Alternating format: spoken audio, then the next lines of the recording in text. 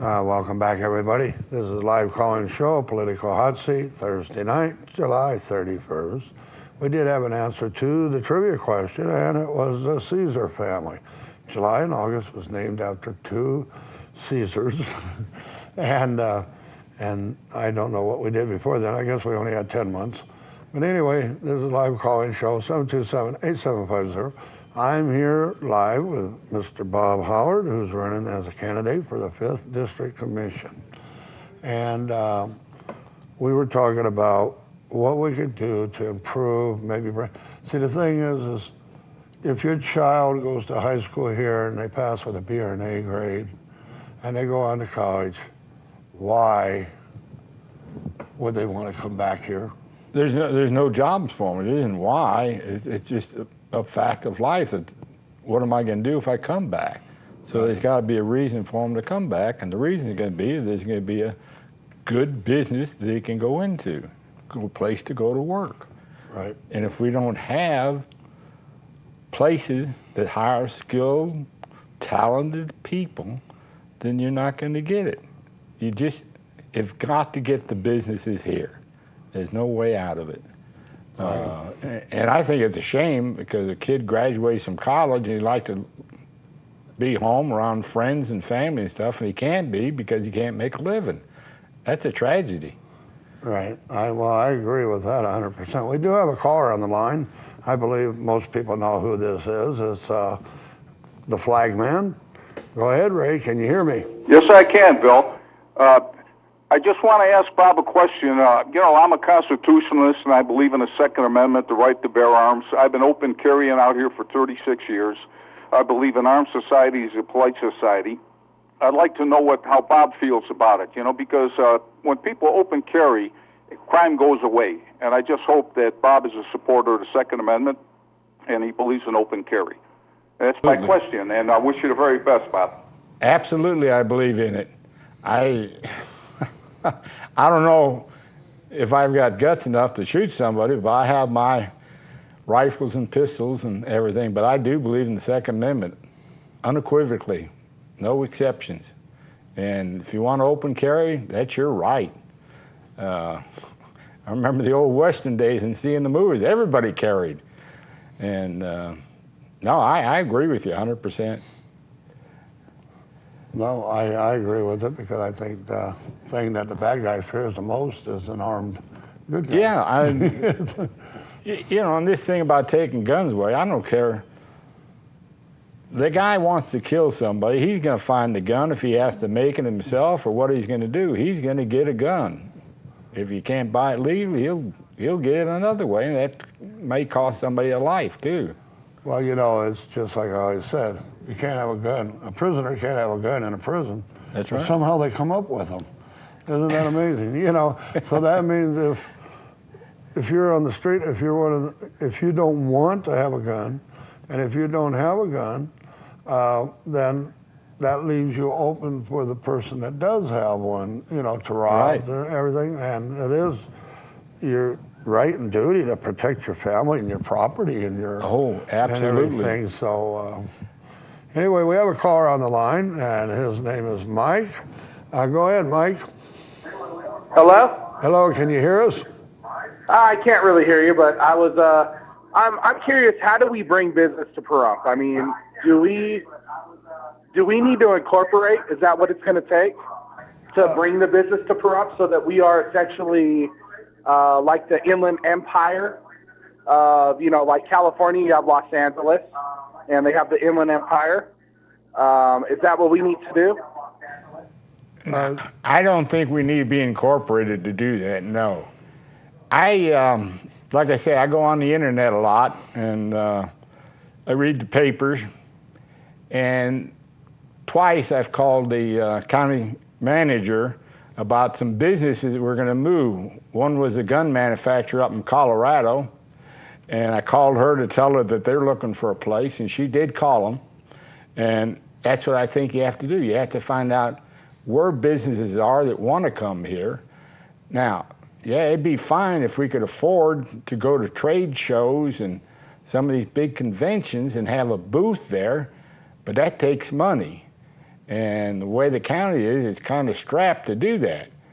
But maybe the Chamber of Commerce or some of them business people, and any business in town is going to benefit from another business coming in town, because they're going to get people buying their products. Maybe they need to put something together to go to some of these trade shows and get our name out there, and that we're open for businesses. We have the space for it. We have the weather for it. That's the only way I know how to do is go out there and pound the streets. Okay, well, you know, I agree with that 100%. Is we got to let the business world know that we're here and we're interested, and we need to put the people, you know, we get back to what is considered middle class or whatever. You know, when I was younger, when you got out of high school, you didn't have to go to college. All I had to do was walk down the street, go to International Harvester or Case Company or Farmall or Ford Tractor or Alcoa or Caterpillar or you know, I went to work at a place called Eagle Signal, and we did something amazing, which would be unheard of here in the United States today, is we made traffic lights. Oh, yeah. Yeah, we had all the parts and we made them. You know, I doubt if there's a traffic light in the United States now made in the United States. I know. You know, and so the thing is you were able to go straight from high school, go to and make, you know, yes, we made decent livings. Yes, we had, you know, well, our own houses. We raised our own families and that, and we made good enough money to be what a person would consider middle class. Now, yeah, you know, the thing is we've lost a lot of that. So what we need to do is a competitive market out there. We got to make ourselves competitive.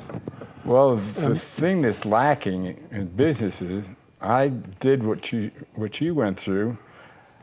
I was working for DuPont at a rubber plant in Louisville, Kentucky, and one of the guys told me about an apprenticeship that's going to open up at the Naval Ordnance Station in Louisville. So I put in for that, and I was selected, and I spent a 4-year apprenticeship with the Navy there. And I went on and spent the rest of my working years with them. But that's what we need. We need that middle class back. I mean, I thought we were living very well. We had our own house. Our kids were all going to school. I had 3 boys. And we're doing fine. But now the apprenticeship program is gone. Nobody wants to do it. And the business just seemed to hire somebody, put a bolt on, and somebody put a nut on, and they don't want to train the people to know too much. And that's what we need. We need businesses where they need to train apprentices and get more apprenticeships going. Yeah, well, you know, it just seems like, I don't know what happened to all these. Now, when I go and see a tractor, you know, of course, Midwest, we were right on the Mississippi. I was pretty much just a little bit north of you. We were right on the Mississippi. We had all the factories there. And all the tractors were made there. And, you know, we used to race the John Deere and the Farmall and the Case and the Ford tractors. We'd race them down the railroads to see which one was fastest, just like you do with the cars, you know. But the thing is they were manufactured here. Now I go out and I see a tractor, I can't even pronounce the name of it. I know. I mean, and I remember when International Harvester closed up, everybody said, no, that can't happen. But it did. Well, the International Harvester used to be right across the street from us. And they had an apprentice program there as well as the Naval Ordnance had. But yeah, they made all the Cub tractors and everything there. Yeah, that's, but we don't make them anymore, so we don't have those jobs for people to go to. But when we do have something, even if it's more modern, if it's got to do with computers or the jet age or whatever, our county, I think you agree, we need to be competitive with other counties because there's so much competition out there. It isn't like we're the only place left. You got to come to us, and you know, or not. Well, fortunately, there's some companies now that are moving back from China. I was reading in there yesterday, or so I forget which companies they were, but there's some companies coming back to the United States even though our wages are higher, but our production is better. Right. So